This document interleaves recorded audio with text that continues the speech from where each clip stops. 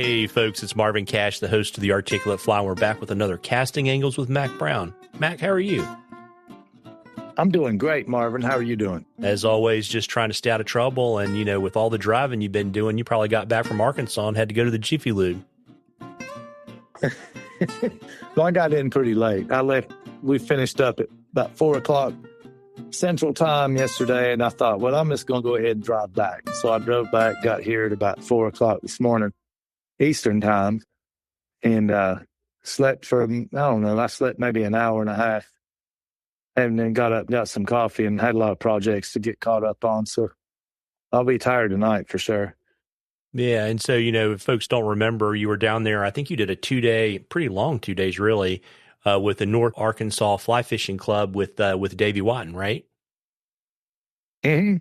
Yeah, that's right. And that's a fantastic place. I mean, it's right there on the White River at Bull Shoals, Gaston's Visitor Center, and that was a lot of fun. That's where I kind of started back as a kid with my grandfather. He had a house right there next to Bull Shoals Marina. So I remember the first time I threw a plug with an ambassador reel was right there at the dam at Bull Shoals. First time I did a lot of casting stuff was right there at Bull Shoals with my grandfather when I was a little kid. So it's kind of special for me, like just driving there in the morning to go to those things Saturday, Sunday. And, you know, to see it's a lot of color there. I mean, here the leaves have fallen off pretty much, but I mean, it's still colorful out there. And you had the fog. It looked a lot like the Smokies. You know, you get the fog over the lake and over the white. And it brought back a lot of memories for me because I remember a lot of that as a kid. But the other thing that I remember is it's a lot bigger now than it used to be. I'll tell you that.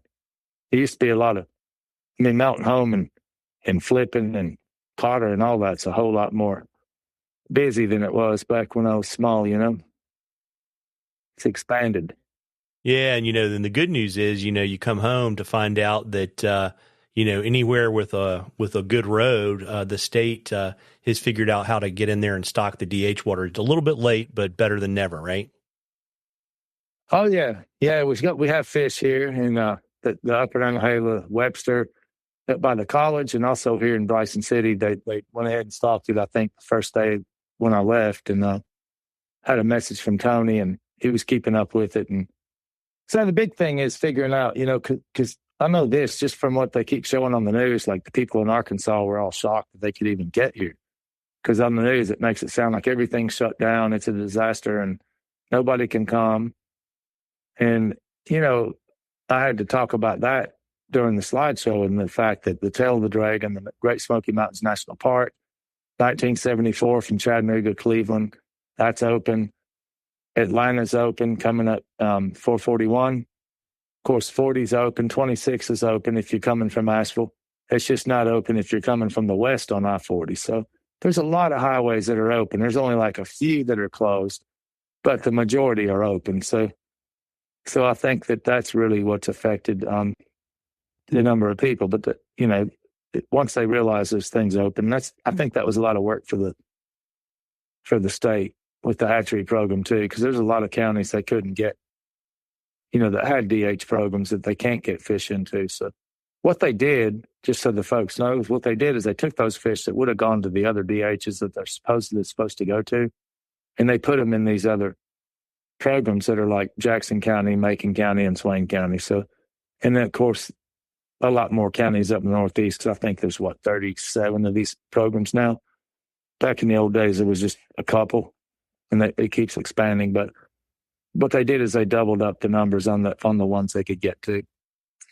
Yeah, and what I'll do is I'll drop a link in the show notes to the stocking page from North Carolina Wildlife, and that'll tell people the stocking schedules. And I'll also drop a link to the best kind of road condition website, because things are way, way, way better than they were 6 weeks ago, right? And, you know, we can drop that stuff in there for folks. And then, you know, you and I were talking before we started recording, you know, get out in these communities, spend some money, go fishing, but also remember that, you know, with that much water, you know, be smart about how the river may not be the way that it was the last time you got in it, and also be on the lookout for debris. Because, I mean, there can be, you know, not just trees, but like sharp metal and all kinds of stuff. And, you know, just be smart, right? Yeah. Yeah. Just look around. Here, not so much, but yeah, further up north, yeah, definitely. We didn't really get the water, the floods like what you see on the news. So here it was just like any other 20 rains we get in the year. We didn't really get flooded here. So north of here, absolutely got tons of water. Like from the Nochucky and Mount Mitchell. So, but yeah, I think that's really good advice because a lot of people that are up near Boone, Spruce Pine, Burnsville area, the Green River, a lot of that got changed dramatically. So yeah, be on the lookout for that. But it really depends where you go. I guess the only way to know that is the people that live here know where it was hit hard and where it wasn't. So that's hard to describe though in a few minutes on the, on a podcast to say where it was hit hard and where it wasn't. But basically the eye of the storm came over Bryson. So obviously when the eye of the storm comes over something, it's not hit as hard, and the outlying bands is where it was hit much harder. So that's about 40 to 60 miles away is where it was hit much harder with the eye passing here. Yeah. And so what I would tell people to do too, like if they're really concerned about it, is, every one of these areas have local chambers of commerce and tourism. And they're going to tell you, what the deal is, right? So whether it's Johnson City or Northeast Tennessee, or Asheville, Yep. Just go online, go to the Facebook pages, and they're going to tell you kind of, what the temperature is for, taking visitors. Like, Biltmore reopened probably a week and a half ago, right? Beginning of November.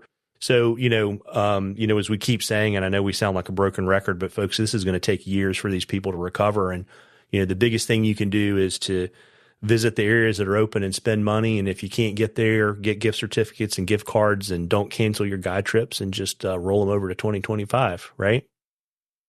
Yeah, that's a big help for sure. And I think that'll help a lot of these friends of mine that are up in Burnsville and Boone and all these other outlying areas that got really devastated.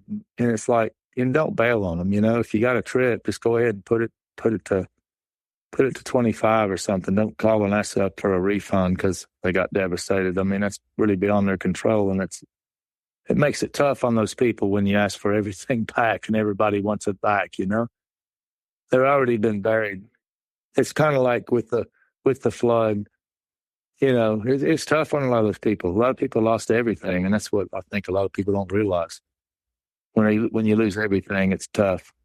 Yeah, absolutely. It's kind of amazing. We're already in the middle of November, and, Thanksgiving is late this year. And so next thing you know, you're going to be flying all over the country for fly fishing shows. What's your show schedule starting to shape up like, Mac? I'm going to start off in Marlboro, Marvin, and we go to Marlboro, and then from then on, it's pretty much week after week until the middle of March. We end up with the show at the Great Waters Fly Fishing Expo in St. Paul, Minnesota, and I think that's the last show that I'm going to do because then I have schools and too many commitments here. But yeah, we'll be busy from starting the middle of January till the middle of March. It'll be pretty much shows going on. So they can go to the flyfishingshow.com to find that. It's also on my website. There's a page on there about specialty classes and shows. I always post it on my website as well under the menu item, so they can find it there as well.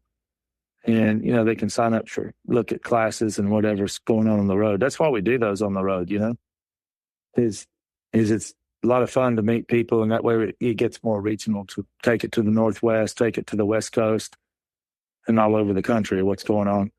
Yeah, and you can sign up. I know Ben, for probably at least a month now, has had all of those specialty classes at the fly fishing shows up.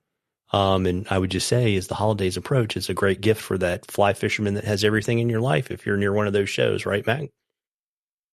Oh, yes. Yeah, I think that'd be great. And I promise you they'll learn something. I'm not saying that being they'll learn plenty. It's probably a better investment than buying another rod or reel or line or whatever it is they're looking at. Paying for the education, I think, is probably the quickest way. Lowest common denominator, the lowest hanging fruit, for them to get something back for the reward of learning about something. Yeah, it's definitely the force multiplier. And, folks, we have unseasonably warm weather here in the Mid-Atlantic, and as I always say, in February when it's kind of cold and dreary, you're going to regret not getting out and fish. And if you can, go support some of these communities in East Tennessee and Western North Carolina and Southwest Virginia. Tight lines, everybody. Tight lines, Mac.